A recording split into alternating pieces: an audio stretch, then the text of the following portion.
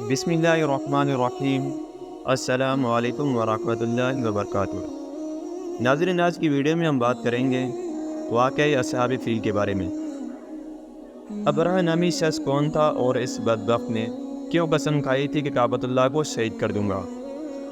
تو ناظرین، یہ ویڈیو بہت ہی دلچسپ ہے، لہٰذا اس ویڈیو کو اسکپ مت کیجیے گا، اور اگر آپ ہمارے چینل نوادر الاسلام پر بالکل نئے ہیں تو سب سے پہلے ہمارے چینل نوادر الاسلام کو لازمی سبسکرائب کریں۔ تو ناظرین، ویڈیو شروع کرتے ہیں کہ حضور پرنور صلی اللہ علیہ وسلم کی ولادت سے 25 یا 50 روز قبل اصحاب فیل کا واقعہ پیش آیا، جو سیرت اور تاریخ میں معروف اور مشہور ہے۔ قرآن کریم میں اس کے بارے میں ایک خاص صورت نازل ہوئی کہ نجاشی شاہ حبشہ کی جانب سے یمن کا حاکم ابرہہ نامی تھا۔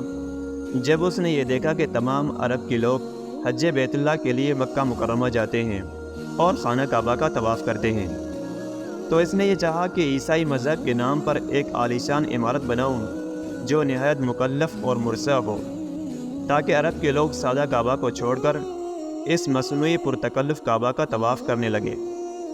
چنانچہ یمن کے دارالسنت مقام صنعا میں ایک نہایت خوبصورت گرجا بنوایا۔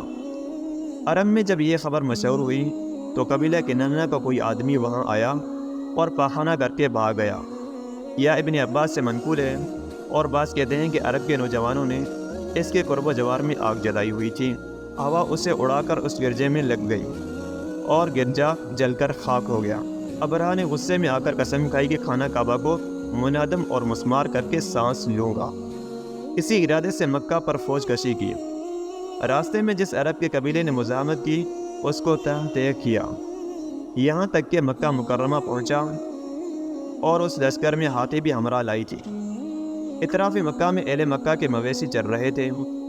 ابرہہ کے لشکر نے وہ مویشی پکڑ لیے، جن میں 200 اونٹ حضور اکرم صلی اللہ علیہ وسلم کے جد امجد عبد المطلب کے بھی تھے۔ اس وقت قریش کے سردار اور خانہ کعبہ کے متولی عبد المطلب تھے۔ جب ان کو ابرہہ کی خبر ہوئی تو قریش کو جمع کر کے کہا کہ گھبراؤ مت، مکہ کو خالی کر دو، خانہ کعبہ کو کوئی منہدم نہیں کر سکتا، یہ اللہ کا گھر ہے، وہ خود اس کی حفاظت کرے گا۔ بعد ازاں عبد المطلب چند رؤسائے قریش کو لے کر ابرہہ سے ملنے گئے۔ اندر اطلاع کرائی، ابرہہ نے عبد المطلب کا نہایت شاندار استقبال کیا۔ اللہ تعالیٰ نے عبد المطلب کو بے مثال حسن و جمال اور عجیب عظمت و ہیبت اور وقار و دبدبہ عطا فرمایا تھا، جس کو دیکھ کر ہر شخص مرعوب ہو جاتا تھا۔ ابرہہ عبد المطلب کو دیکھ کر مرعوب ہو گیا اور نہایت اکرام اور احترام کے ساتھ پیش آیا۔ یہ تو مناسب نہ سمجھا کہ کسی کو اپنے تخت پر اپنے برابر بٹھا لائے، البتہ ان کے اعزاز و اکرام میں یہ کیا کہ خود تخت سے اتر کر فرش پر ان کو اپنے ساتھ بٹھایا۔ اس نے ایک گفتگو میں عبد المطلب نے اپنے اونٹوں کی رہائی کا مطالبہ کیا۔ ابرہہ نے متعجب ہو کر کہا، بڑے تعجب کی بات ہے کہ تم نے مجھ سے اپنے اونٹوں کے بارے میں کلام کیا، اور خانہ کعبہ جو تمہارا اور تمہارے آباء و اجداد کا دین اور مذہب ہے، اس کے بارے میں تم نے کوئی حرف نہیں کہا۔ عبد المطلب نے جواب دیا، میں اونٹوں کا مالک ہوں، اس لیے میں نے اونٹوں کا سوال کیا، اور کعبہ کا خدا مالک ہے، وہ خود اپنے گھر کو بچائے گا۔ ابرہہ نے کچھ سکوت کے بعد عبد المطلب کے اونٹوں کے واپس کرنے کا حکم دیا۔ عبد المطلب اپنے اونٹ لے کر واپس آ گئے اور قریش کو حکم دیا کہ مکہ کو خالی کر دیں، اور تمام اونٹوں کو خانہ کعبہ کی نظر کر دیا، اور چند آدمیوں کو اپنے ساتھ لے کر خانہ کعبہ کے دروازے پر حاضر ہوئے کہ سب گڑ گڑا کر دعائیں مانگیں۔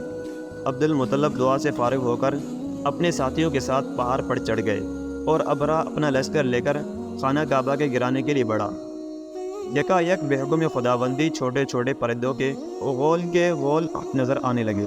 ہر ایک کی چونچ اور پنجوں میں چھوٹی چھوٹی کنکریاں تھیں جو دفعتاً لشکر پر برسنے لگیں۔ خدا کی قدرت سے وہ کنکریاں گولی کا کام دے رہی تھیں، سر پر گرتی تھیں اور نیچے سے نکل جاتی تھیں۔ جس پر وہ کنکری گرتی تھی وہ ختم ہو جاتا تھا۔